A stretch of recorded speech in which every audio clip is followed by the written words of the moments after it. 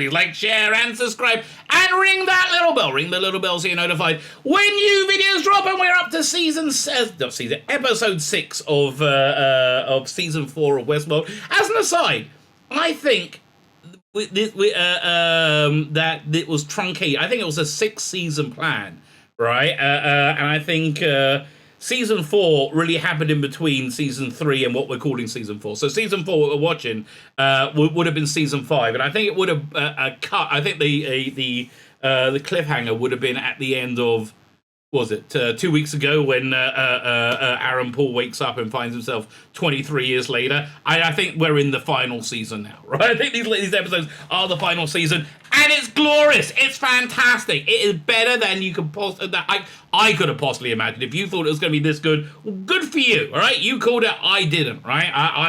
I am looking forward to going back and doing a major rewatch of the entire series in the context of the stunningly good season 4, and I think that's the only way of describing it. Stunningly good. They've just knocked it out the park with this season. And look, they've taken everything that was great and really crystallized it. Thandie Newton's fantastic. I always liked her, right? I always liked her in everything. I've never adored her like this. She's just such a... And it's not because she had her clothes off for most of the first season, although it didn't hurt. Blimey, she's older as well. I mean, she's in pretty good shape for, she's in her 50s, I think. And if you're not Thandie, I really apologize. Okay, my point is you look better.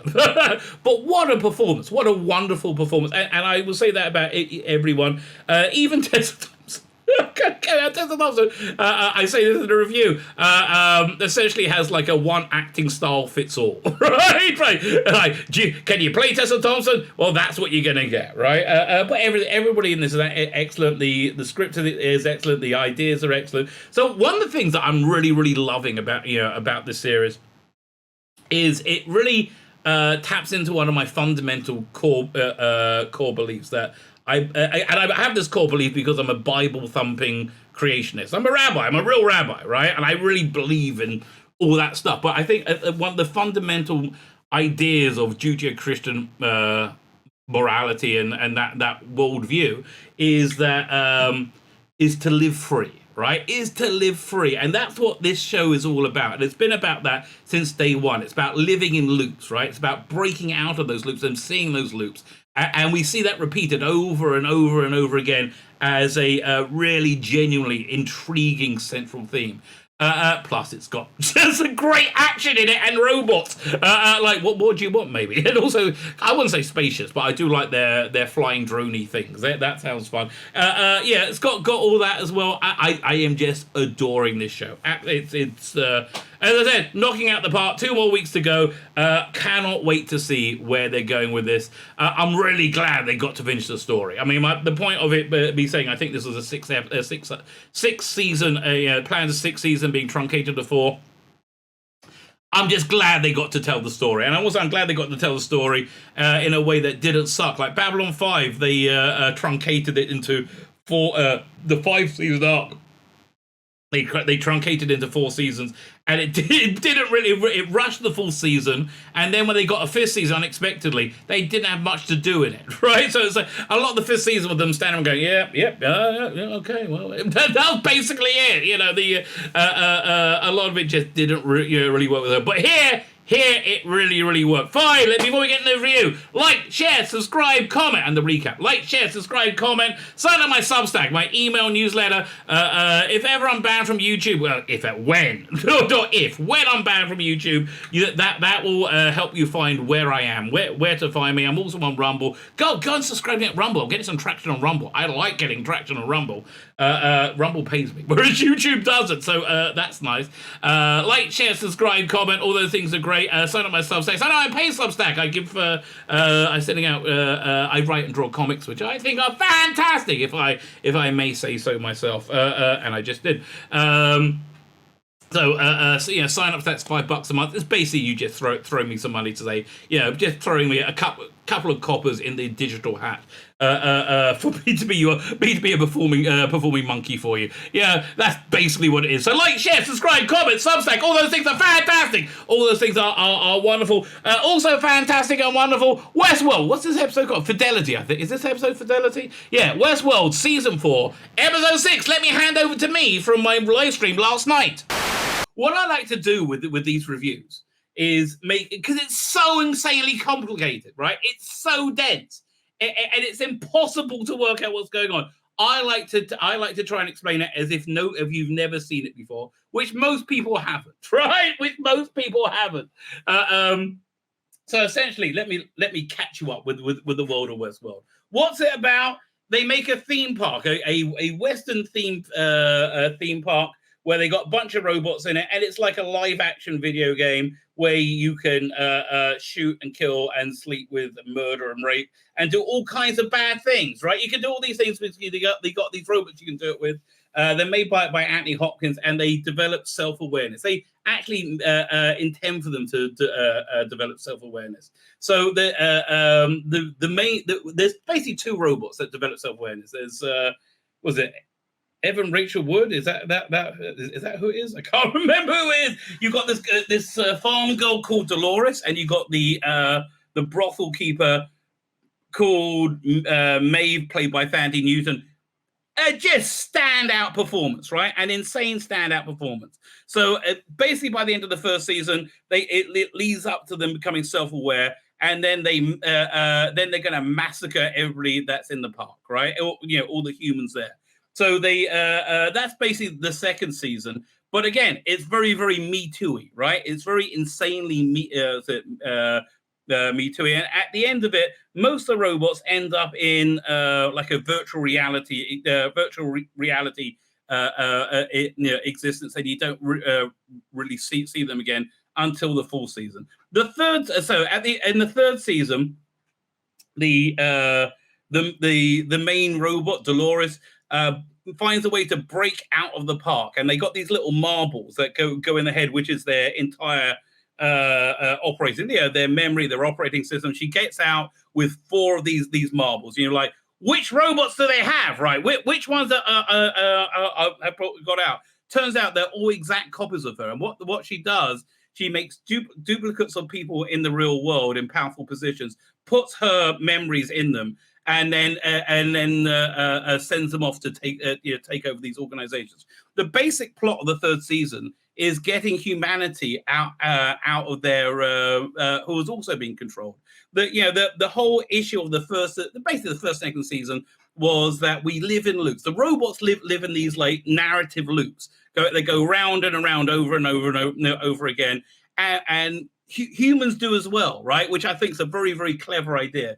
So the whole 3rd season is about destroying this computer control that predicts everything and basically controls the world, controls people. Thandie Newton is also bought out of wherever she was to oppose her, but they end up on the same side. Aaron Paul, the bloke from Breaking Bad, somehow wanders into this. And at the end of it, they shatter the computer control, or they at least show people how they're being controlled, right? So that's the 3rd season. The 4th season, which we're on right now, awesome beyond awesome. As I said, awesome beyond awesome. I think it was supposed to be written for as a 6-season arc, 6 or 7 seasons, and they missed out a lot. So I think they said, look, you got 8 episodes to wrap this up because no one's watching it, and it costs a sodding fortune. So there's in between seasons, there's like a 7-year time jump, and there's a war that happens with these robots. These robots being used, and basically it's all over by the time the full season starts. So Aaron Paul now is is a husband and father recovering from that war to free humanity from computer control. A fascinating idea, which I think is the strongest idea of the 3rd season, was these duplicates of people who has the Dolores robot put a personality put in them, develop their own personalities, right? So the only one that survives is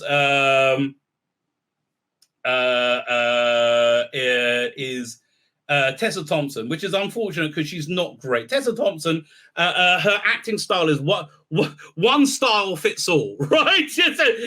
Okay, I can act like Tessa Thompson. Can you do anything else? No. I can just do Tessa Thompson, but I can do that. Well, I would say, but Tessa Thompson's kind of mediocre at the best of times. There's only one WestWorld. The 1973 film says Sally Wagon Black. I would agree with you before this season, right? It's got a strong finish, right? It's been a fantastic season. So the few intelligent robots that are left in the world are in complete hiding. And you have the bad guy, the man in black. What's he called again? What's that actor's name? Yeah, 1 second. You know, if I let me Google WestWorld cast. World cast. Ed Harris, right? Ed Harris. So Ed Harris is the one of the people that created that owned the initial park, and it was created. He married into the family that created the company called Delos. It was created so the owner of the company could create a robot body that he could then put his consciousness in and live forever. Didn't work out very well, right? He ended up just gibbering away in the future. The duplicates they make of them, only last for a few days, right? It never really works. So it starts off with the full season. Ed Harris is going around killing all the robots, and he's just not being a good person. But it turns out he's actually a robot version of Ed Harris. The real Ed Harris, as probably being mentioned earlier, is kept in frozen storage and brought out every now and again to talk. So the first part of the season, you see the robots led by Tessa Thompson on some weird nefarious plan to do something bad to humanity, and they're not sure what. But they're taking over people. They're making duplicates of people and replacing them left, right, and center. The idea so they can make a new WestWorld. WestWorld was banned, right? Robot parts were banned after the massacre. End of season 2, season 3, end of season 1, season 2. But they replaced the president and just about everybody so they can make this park. So what the plan for the park was a way to study humanity, right? To study how humanity works for some nefarious purpose. Thandie Newton and Aaron Paul are there opposing them, and it's just again fantastic turn, right? They finally catch up with the evil Tessa Thompson, and Thandie Newton has to blow herself up to stop the robot. Was it Ed Harris? Aaron Paul is mortally wounded, right? And the next thing he knows, everything gets really kind of quiet and strange, and he's in the same room, but he looks around and suddenly he's in this whole different room, and he's not where he was at all. He finds out he's actually a robot version of himself, right? And he's been recreated for some reason by Tessa Thomas, and it turns out 23 years have gone by, and I think this is a great allegory for how our world that we're living right now is in the process of being destroyed, which again, I'm not sure if it's intentional, but it was very, very clever. And I think this is probably the end of whatever. I think there was a season in between seasons 3 and 4. So I think that point was the end of season. That would have been season 5. And right now we're in season 6, right? But so that turned out he finds out he's not who he is. He had a daughter who he trained because he was in this war with the robots, and she has the thing where she calls him every day to see if he'll pick out, because he has to go into hiding because this Tessa Thompson plan happens. But now it's 23 years later, and they had this. They've infected humanity with a what's it called again? With some kind of virus which makes it so they're completely controlled without knowing they're completely controlled, with having these sounds played, right? So now in the second half of season 4, we're in a world that's like 23 years later. It's about we're about 2200 AD, I think, around now. Did Aaron Paul start bleeding soy sauce? That's actually today, right? That's actually today. And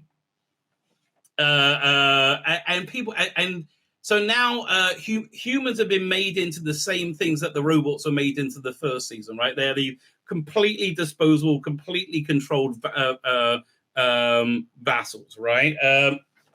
And again, they're not. They basically created a WestWorld out of them, where the robots can go and just mess around with people. Yeah, and again, they just erase their memories when they do it. So so that basically brings you up to date. The most freaking confusing show in the world, and I brought you up to date in under 10 minutes. So now we start off, and it's it's a nice day. People are swinging by the swings, and this girl shows up. So this is Aaron Paul's daughter. We know this is after Aaron Paul was killed. He was killed again, and then brought back as a robot 23 years later. But this is her when she's young, so we know this is at an earlier point in time. And there's a boy there. There's some people the control doesn't work on. She says, "You're here because your sister used to play here, but now your parents don't think she ever existed, and only you can remember her, right? If you want to know what happened to come with me." It's like, what the hell? You can have to come with me. And they go and they meet, and this is Aaron Paul's wife and a mother, and said, we got to get you out of here. You're one of the few outliers. So they start walking out, and then on their tablet they notice they say potential breach has been detected, which is not good news for them, right? We got to go quickly. But then you can see these things here. This white thing is a speaker. And they go, and everybody just freezes, and they don't even know they're freezing, right? Everybody just freezes, so they got to freeze as well. Otherwise, they are screwed, right? Totally screwed. And they did this in the first season, and it was really clever when they did. Oh man, are these slides not working? There you go, that's better. They did this in the first season. Maybe if I control it from my laptop, it might be easier. Let's give that a go. Will it let me do that? Yeah, I think it will. Right. So, actually, you know what? Let me put my laptop in front of me, and that way, fine. That actually works quite well. Where the what was it? Anthony Hopkins wants to show his complete control of the robots in the first season, and he just blinks, and they all freeze, and they're pouring him a glass of wine. It pours over. So exactly the same thing is happening here, and there's a lot of interesting callbacks. And again, they don't know they're being frozen. And then these two creepy white robots. These are the base robots without like any human looking personality put in, and everybody's frozen, and their job is to go and find the people not being controlled, the anomalies. And it's such an incredibly creepy, scary scene. I really love this, right? Where they got to be when they just look at them, and if they sense any movement whatsoever, they're going to be in trouble, right? So he goes up to him and says, okay, they're not moving, and he goes away. But then you see the fly on his face, right? The fly's on his face, and it crawls up into his eye, right? And he blinks. Not good news. Not good news. They grab him, they take him away, and they're like, run, Leggett! Ah! Which I think is probably a good idea. Although I don't know how they got away. They all would have had more robots available. So they get out. They get out of the city, and they go to a safe house. And they start explaining what's going on, and you realize you saw this character 23 years in the future as an older person, as you saw Aaron Paul's daughter. So this is the beginnings of his life in a resistance. So his daughter goes, and it's time to listen out for her father. Even though, again, at this point he's dead. He's going to be brought back as a robot, but at this point he's dead, right? And he's not going to call. No one's ever coming, right? No one's ever coming back. And she says, listen, look, this is great. I always wanted a brother. He says, I'm not your sister. Don't talk to me. I had a sister and she's gone, right? I don't want another. I don't want another, right? So she was it? She's talks to her father, and then it jumps 23 years later, and she's part of the small human resistance, right? Why guy gets? I don't know. Is it like is that maybe they were doing that, right? Maybe I don't know. It didn't feel like it to me. Okay, it doesn't feel like it's preaching to me. It just feels like it's giving me this incredible story of humanity being wiped out. So what's going on with her? The what's his name? What's that guy's name again? Jeffrey Wright. Yeah, Jeffrey Wright. Fantastic actor. He's also a robot, right? He's got an interesting backstory. He's a robot that was made as a duplicate of the person who one of the two people that created the robots. Him and Anthony Hopkins made them together. Then he ended up killing himself because he realized that robots were going to come self-aware. So Anthony Hopkins made a robot version of him. So eventually, in the third season, he sees that humanity is in trouble. Like the world is probably going to be destroyed. So he goes into this virtual reality environment where all the other robots are living, and he plays out every different case scenario of what could happen into trying to work out how the world not to destroy itself. And he spends from his point of view, thousands of years in there from our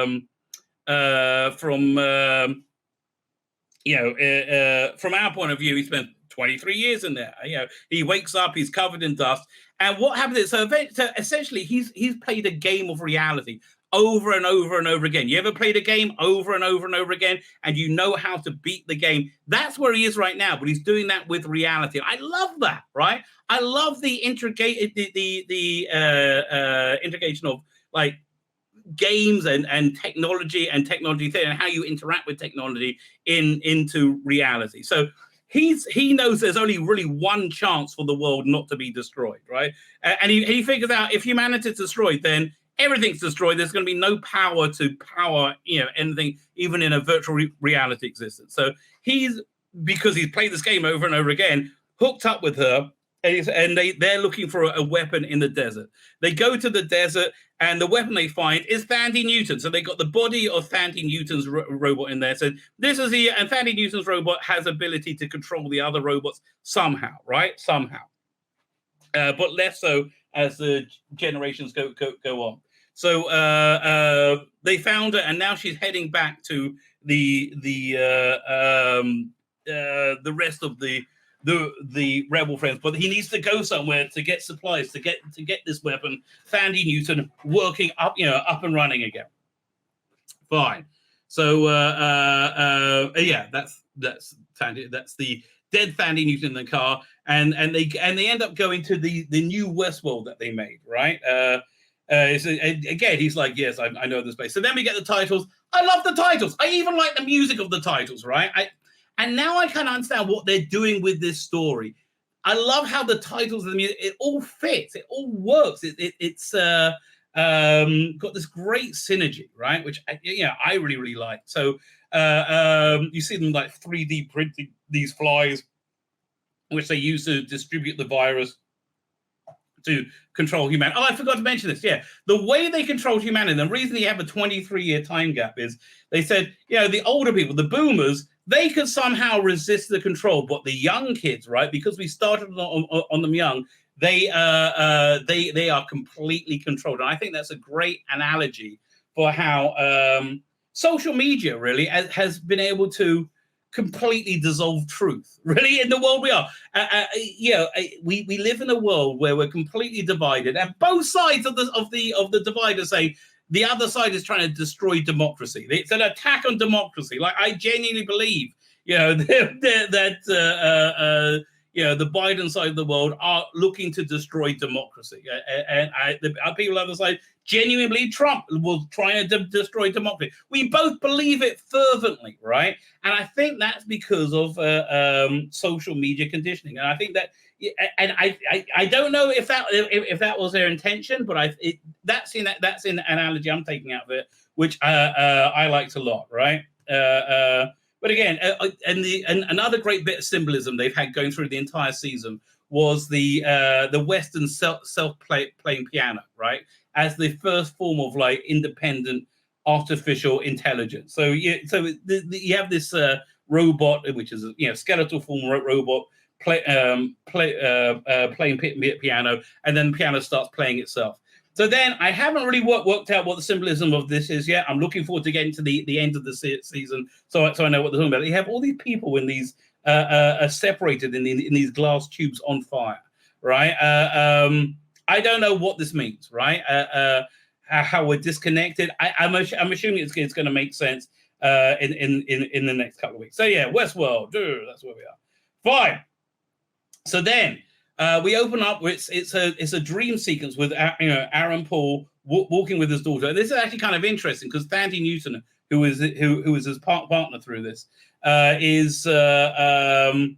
a similar memory system going on of like her happy place that she went to, right? So he's dreaming of his daughter. Where the robot version of him was again woken up 23 years later. He runs outside and he sees how controlled everybody is before he's dragged away, and you have no idea what the plan is with him. And next thing you know, he's waking up and he's in a cell, right? And Tessa Thompson is there. Tessa Thompson, one acting style fits all. Well, I feel bad for Tessa Thompson. Like, she's acting against Aaron Paul, who is a class act, right? Aaron Paul knows how to act. He knows how to emote, knows how to have real authenticity in it. But I guess as Tessa Thompson's playing a robot, right? It's kind of works, right? It kind of works. So she wants to know. Just before he died, he was able to resist his control. But what's really going on is this: resist the computer control. What's really going on is the you have these outliers who break out of the robot's control, right? These humans are able to think, and there's a kind of a game where the robots can then go and hunt them down and kill them. But if they talk to these outliers, oh, dude, brother, Quiet Storm is saying you're harsh on JNT. You're allowed.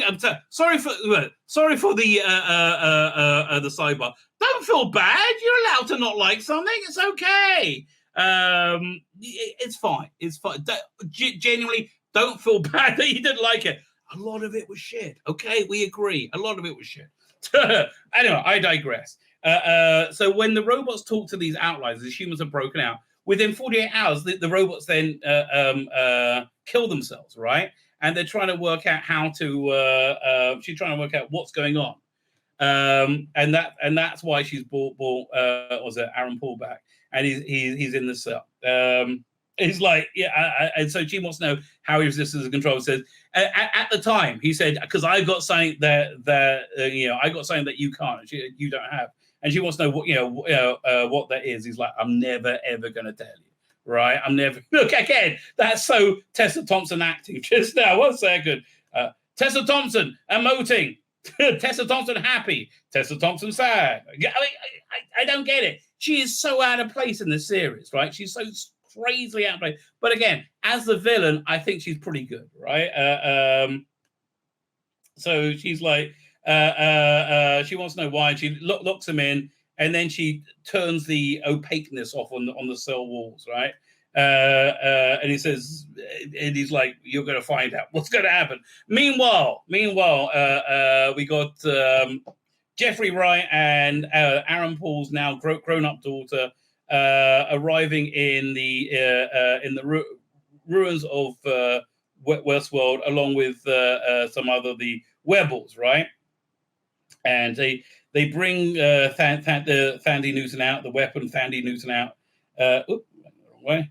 And he says, and because he knows this environment, he says, "Look, I used to work here. I was one of the people that created the robots," which is kind of true, right? So he knows that. So he has to go there to get supplies. And I like how completely I always like the post-apocalyptic feel, right? I do like the post-apocalyptic feel. so they look around, and basically it's there to show the passage of time, I think, right? And he goes and gets all the bits and bobs he needs. And then, so next thing is he goes to one of the deactivated robots and scouts it, because that's where they keep the control unit that has the memory ball in it, right? And he pulls it out. Again, I quite like this. And that's and they go to Tessa Thompson, and they're going to take her one out. Says we can repair her body relatively easily. It's her brain that's going to be hard. So we got to put it into a new into a new drive. We have to transfer it over. And again, one of the things I like is there's just these little problems with technology that make things take longer, right? So next thing he needs is to go into reformat the chip. He said, so the original WestWorld, they had a way, it was all about mapping how the human brain works to make better digital people, make better robots. So they said they had this in the initial one, they had inside the hats were, and this is the first time you're finding out of it, you had inside the hats the thing that records human emotions, human reasoning, right? And it kind of ties into, like, when you went to WestWorld, you decided to either be black hat or white hat, and it was the worst part of humanity informed the robots, which is why they eventually ended up enslaving and being terrible to humanity. But that didn't give them enough data for Tessa Thompson to take over the world. They needed a much more quicker and intense form of data. So they came up with a new system, and they put it in every room in WestWorld. And it's a way where something that people couldn't help gravitate towards, because it played on people's vanity. Essentially, behind every mirror was this computer control. So he goes there and he's reformatting the drive, because he's played the game of reality over and over again. He knows, and he knows the back doors. He said, this is going to help us transfer the data over to the new chip, much more quickly, because we don't really have that much time. So you can tell that's where he was killed over and over again, right? It is simulation, right? So that they hook everything up, they transfer it, and again, it's got a very, very real feel to it, right? And she's feeling a bit dodgy about him now. She's starting to work out that he's a robot. So they hide it in the piano while he transfers over. Meanwhile, there's a big hourglass in Aaron Paul's room with red sand in it. And she says, "Look, you're going to die in a few days. You people are only survive like two or 3 days, and you're probably going to die in agony." And he looks out, and in his prison, there's a few more cells, all with duplicates of him in it, who have lived longer, and they are falling apart. Right? They are absolutely falling apart. That's the one that's doing the worst. It's like clawed his face off, and he's trying to give a message. Says he's garbling stuff. Says you can either run or hide, and he's giving him instructions, and he doesn't understand them. He says, "I only know what I told me." Right? But again, it's a fantastic sci-fi horror imagery, which I'm a sucker for this stuff. And he somehow indicates that he needs time, right? So Aaron Paul works out that he's talking about the hourglass. So he needs to get over to the hourglass. Hang on. And this is a complete ripoff of what was it? Complete ripoff of, it was a complete ripoff of the Capaldi episode. Was it Hellbent? Is Hellbent the one? No, Heaven Sent or Hellbent? It'll be Heaven Sent, the one where the one where it's like a one-man show, where he relives existence over and over and over again, giving him clues about what to do. So that's essentially what's going on here. So he tells him to go, indicates go over to the time thing, and he finds something inside it. And he picks it up, and it jabs him, and infects him with something, and he passes out, right? Starts to pass out, and then looks over at the thing that did it, and next thing you know, he's in his dream reality again with his daughter. And I love the way that time flicks around. So now he's in a dream state 7 years before the one that you just saw where he was injured in the initial war with the robots, and he wakes up and sees a woman, the woman nursing him, who would eventually become his wife. But he morphs into one of the robots that's trying to work out why he's unconscious. And so the robot this one's broken, right? So he hits the terminate build button. This is the 278th version of him. It's a terminate build button, and then from the ceiling a wall of flame come down. He's like, whoa, crap! So he's trying to work out how to get out. He sees the this escape vent, and he's trying to, and then he finds like a little thing scratched in there showing him how to get out. So he pulls it open in the nick of time and jumps in, right? And again, this is very, very, very the Doctor Who episode Heaven Sent. And as he falls in, he flashes back to another point of life when he was injured in the war, which is what he saw him waking up from earlier. And he goes back to waking up and just flitting around time, right? And meeting his wife for the first time before he wakes up. And he wakes up and he sees there's lots of other corpses of him in this room, right? People have got other versions have done this before, and all the dust is him, right? All the dust is him, and he's kind of freaked out. So he makes it out. Meanwhile, Jeffrey Wright is repairing Thandie Newton, and they got rid of the Thandie Newton doll, and now they got the real Thandie Newton. Again, fantastic. Her performance in this is worth watching just for it's worth watching all 4 seasons, and I can't wait till this finishes because I am doing a full rewatch. I'm really genuinely looking forward to it. So this is the point where Aaron Paul's daughter kind of starts to realize that he's a robot. Meanwhile, the Asian guy who they rescued is now older, and he's just been to Tessa Thompson City to rescue one of these outliers who broke out from computer control, right? And he's like saying, "We found the weapon," and they say, "The weapon's a freaking robot. It's a host," and he's kind of pissed off.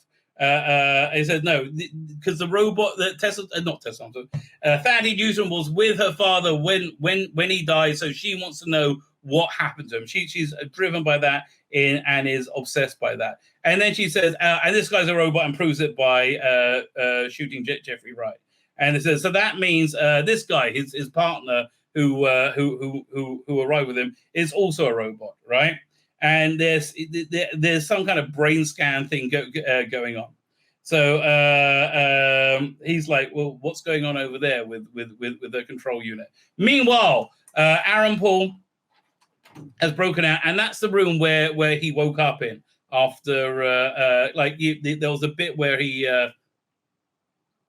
relived his death, and then he woke up there with Thandie Newton. You see one of these robots is making the next version of him, right? Because they just want to find out what's going on. So he notices a handprint that a earlier version of him left on the wall, which basically tells him which way to go, right? So he's left a little map for himself, and he gets it. He finds his wedding ring and tries to find a weapon to deal with that big white robot.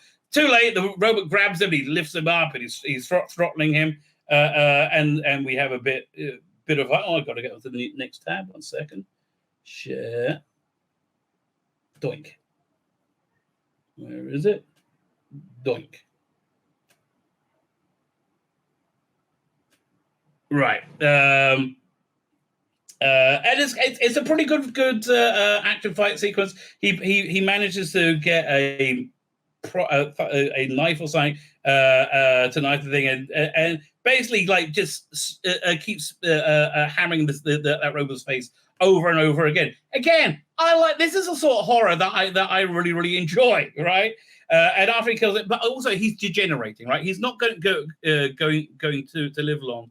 He's just following the clues that previous version of him left, right? So he bashes the white robot and then collapses on him for a bit, and you see him start to like tick badly, and he drags the robot into the storage room, and he sits down, and then he looks up and he sees on the ceiling was a handprint going, oh, so now I've got to go up through the vent, and fortunately, our air vents all this big, right? I would just want to say, for any evil genius, when you're making your lair, don't have air vents big enough that people can crawl through. It's a basic thing they do in sci-fi. They're like, have you never seen one of these shows before? Of course they're going to crawl through the air vent, all right? That's what they do. Meanwhile, back in Westworld, they got them tied up. Now, Jeffrey Wright, because he played this game over and over again, said, "Yeah, I might die here. This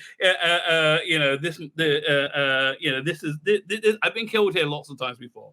And so she wants to know. She says, "Whatever you say to me is a lie." And that's what the robots do. They just get inside your head and they lie to you and they lie to you and lie to you, and they control you and they control you and they control you that way, right? And so he says, "Listen, it's actually worse than you think."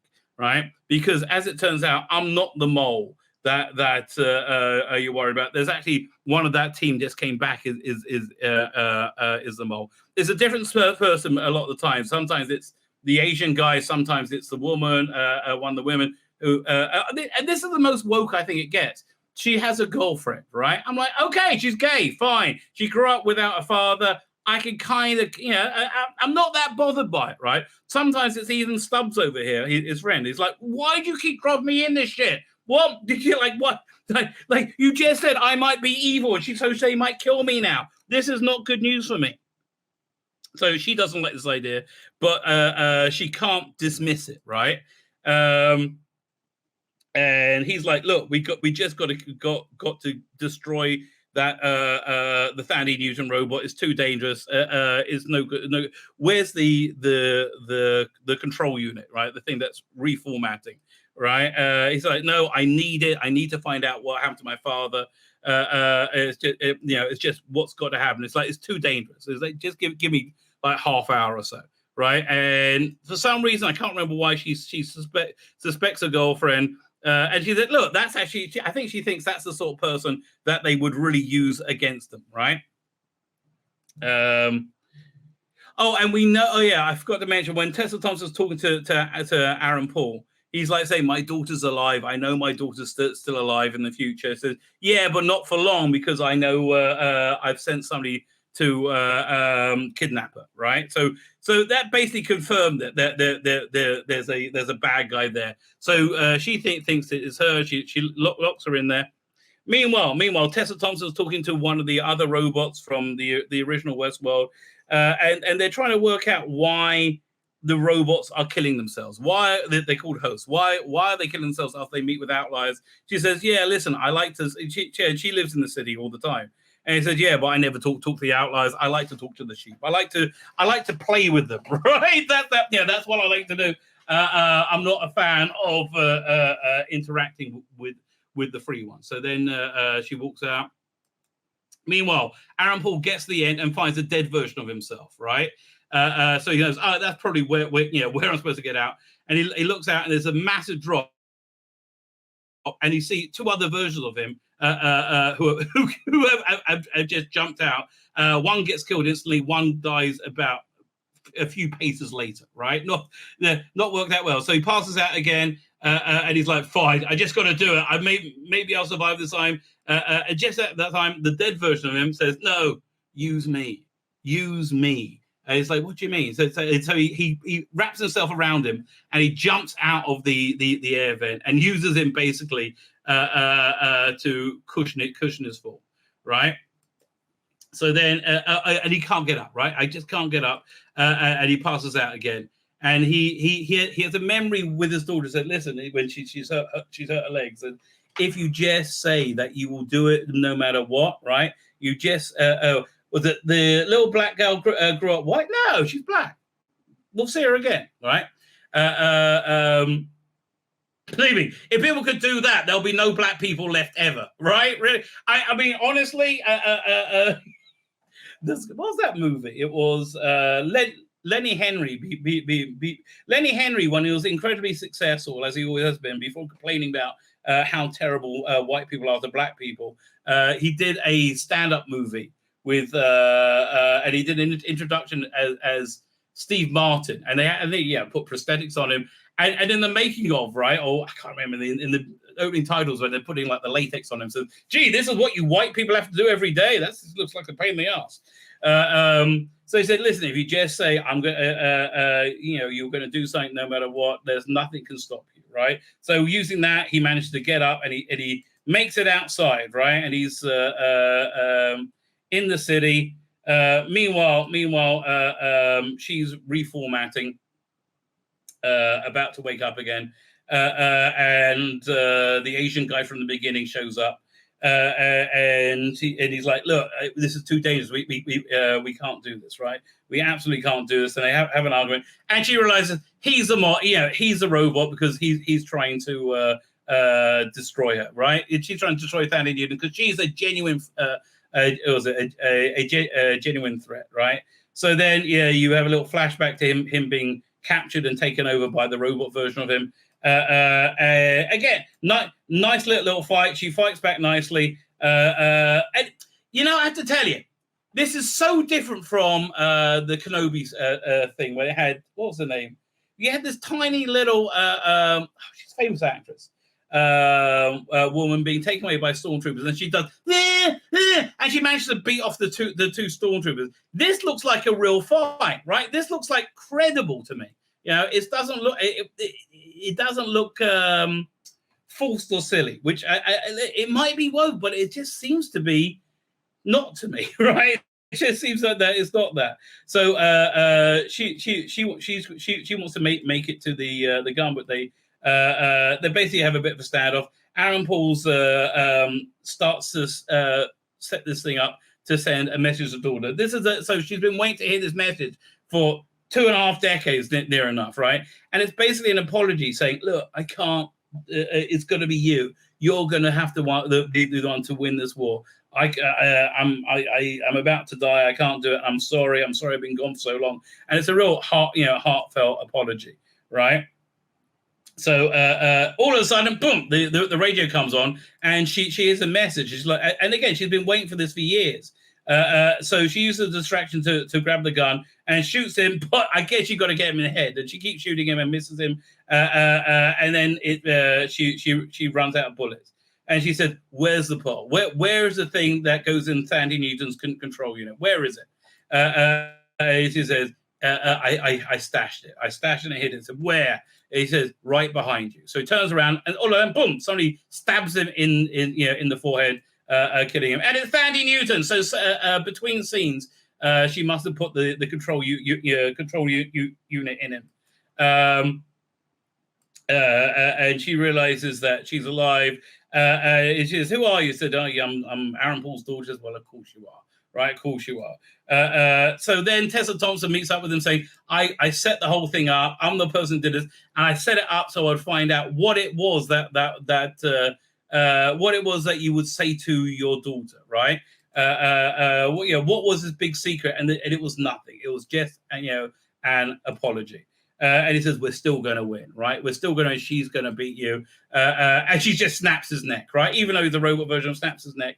And she goes out, and it looks like she's considering suicide. Did she talk to? Oh no, he tells her, "You know why your robots are killing themselves?" It's quite an important plot point. You know why they're killing themselves is because you have complete control of them. They don't want to live in your world, right? They don't want to live in this controlled world that you created.